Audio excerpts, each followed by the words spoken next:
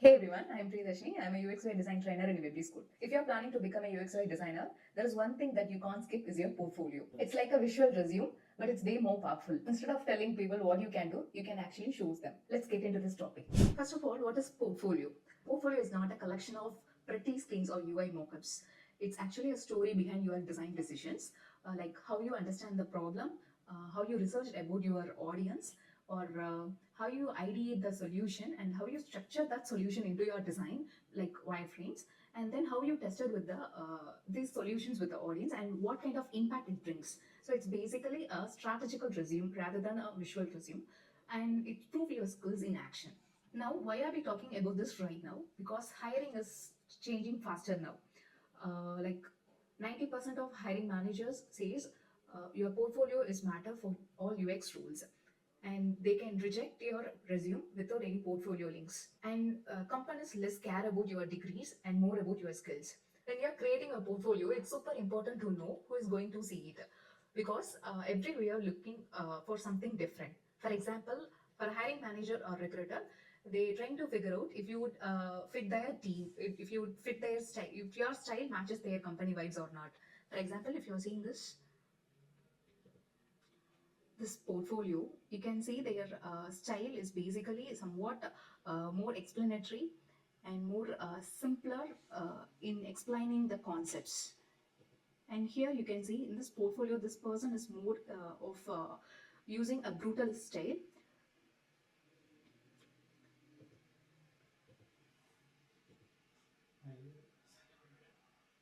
And these portfolio, you can see it's like more minimalism rather than putting all the visuals into it. They usually looking for a person who will simply explain all the details in their mood. So for this person's like hiring manager and recruiter, they are looking for a person who would fit their design team. And if your style matches their company vibes, you can get into the job more easily. And then design lead or senior designers, they go deeper. They want to know how you think, how you research process, or and whether you can collaborate effectively with the design team during the process. And then the product managers or founders. So the product managers or founder, especially in startups, they care more about the impact that you want to create. And then the clients, for example, if you're doing a freelance work, they care more about the credibility and the taste. And finally, at Behance, like any portfolios community or any design community like Dribble or LinkedIn, you actually get into that field for recognition and visibility. So you share your work to connect, get feedback, and grow your presence as a designer. So if you're saying this thing for a Behance,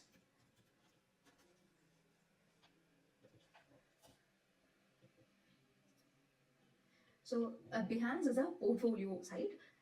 It's a platform to showcase your skills. If you're having any UX UI design skills, you have a work, you want to work with a team, you should showcase your skills in a design so they can easily find out your ability, and then you have this opportunity to showcase the skills in a Behance like platform. So it's not only a platform, there are a number of platforms out there. We'll discuss this in later. So let's talk about where your portfolio is going to lie. If you're a fresher or a beginner or any kind of a person who are just starting out a UX UI design, you can opt for Behance like platform, Dribble like platforms. It's most like more few years ago, more designers are uploading their work in this platforms. But if you want to stand out as a professional designer, you should own your own domain. So the platforms like Wix, Framer, Notion, Webflow. So these kind of websites actually have a templates. So or else you can create your own case studies, or you have create your own portfolio. These sites from a scratch itself. So so now let's structure the portfolio. So if you're saying this is a site which is called Wall of Portfolios. There they have number of portfolios which are basically senior designers, senior product designers, senior USY designers. So they host their portfolios in the site. You can make use of this for a reference. So now we'll just see how to structure this portfolio.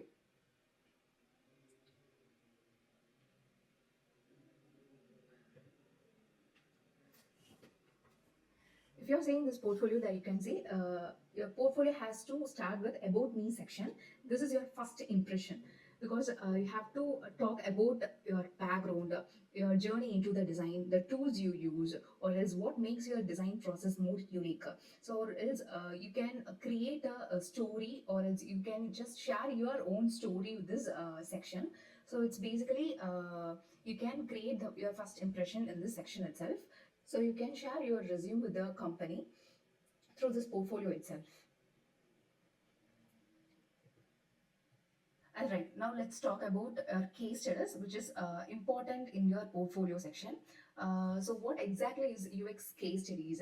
Because you have to share the case studies and your projects all in one place, which is followed by the about me section, which is important in this portfolios, because the case study is basically a narration of your design project, like where you define the problem, where you explain the process and describe your solutions, and finally show the results or your learnings on it.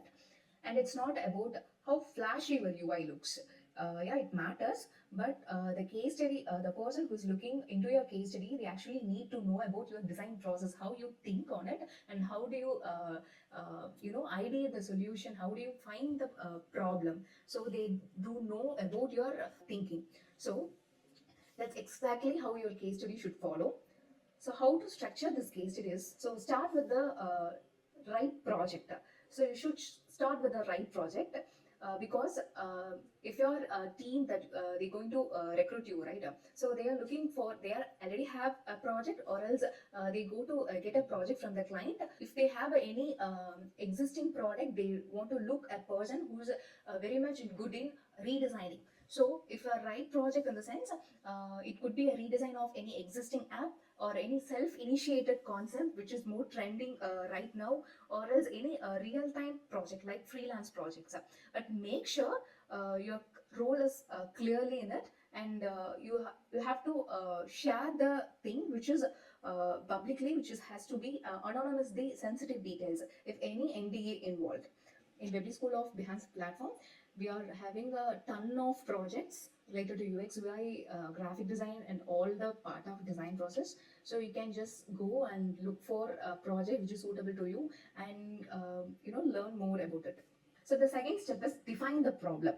So who is our audience, and what challenges were they solving, and the problem is worth solving or not. This is the main concept. This has to be explained in very clearly, followed by the project introduction.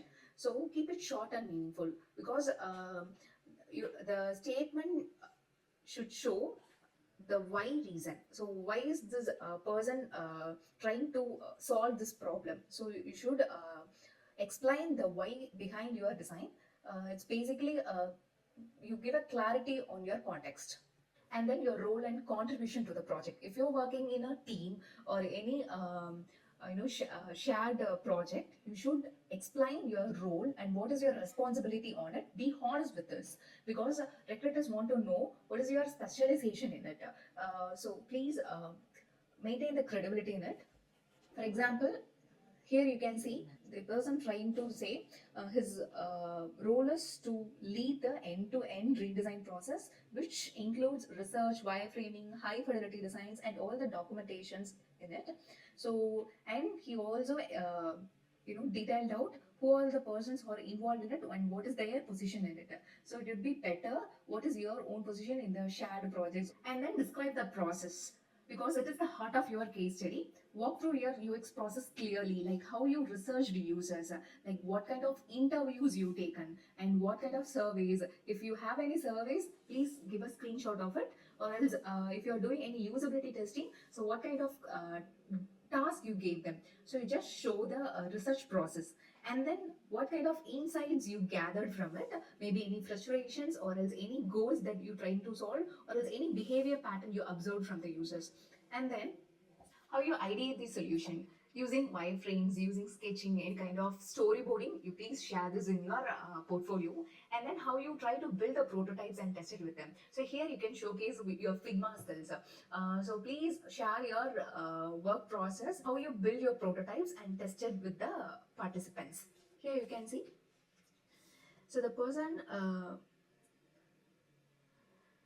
explain what are the problems. He listed out what are the problems and all the assumptions of the product that he selected, and then highlighted with. So this is more important because you have to show the visualizations of the problem. They can get more idea on it. And the research process followed in this thing, followed by the problem you identified. So how do you do research on this? In this portfolio that you can see, after explaining all these, he get into this research. So this is 1 week of research. So he showcased so what data or insights he gathered from this, and the survey forms and how many responses that he collected from that. And after followed by this, he do a market research. So after completing this market research, all the insights that he gathered are here, and then there you can see after this followed by a design. So from that insights, what are the jobs he has to done, he listed this out. So like this, you have to come up with the ideation process. So in this ideation, he used this information architecture. So in this information architecture, the recruiter get to know about how the design process follows, and how the UI would look. Next one is your testing and the iterations you did. So you should showcase your usability tests and what are the feedback loops that you got from your participants and how the design changes for that response. So it's like how you tested your ideas and what the learnings that you get from the feedback, and then what changes did you make of it. So where you prove you are a listener and not just like a designer. And finally, a solution. So it's time to show your high fidelity designs, like your final output. It's explain why you made these design choices, like a color, why the colors matters in this design, and what is the primary color that you're following, the psychology behind it, and the layout and the typographies you choose, and the interactions patterns. So the viewers walk through it step by step. For this, you should place your design system.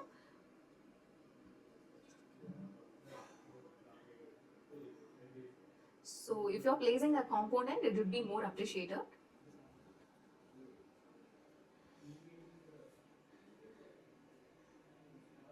So if you're saying this, you have to mention each screen and explain the screen's task. Instead of just placing screens, just placing all mockups, please explain all these tasks that the person have to do in this specified screen. So, and finally, results and the impacts that you create. You can use a metrics, any business metrics like business outcomes, your positive reflections of your designs. So what you learn and what you can do differently. So you just use of these statistics using many tools like Hotjar. You can use tools for testing, and with that you can use your statistical data and what the impact that you created through your designer. So your content has to answer like, did your users complete the task faster, they achieve the goal more easier than other apps or any other your previous designs, and then did this sign up increases, and also did this engagement improve from the design before your previous version. And it reflects your self-awareness. It's like a big green flag. So if you're saying this, there is an outcome, please conclude your UX case study with the outcome or conclusions or your learnings. So here he placed a positive impact of his design. And then finally, he concluded his case study by saying his next forward steps, and then link to other projects, so the view can increase from here itself. Now one more thing, a storytelling.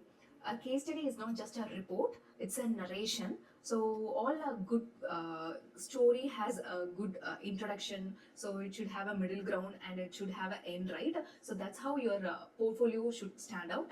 So you have to explain the process in a storytelling format. So use strong visuals and short paragraphs.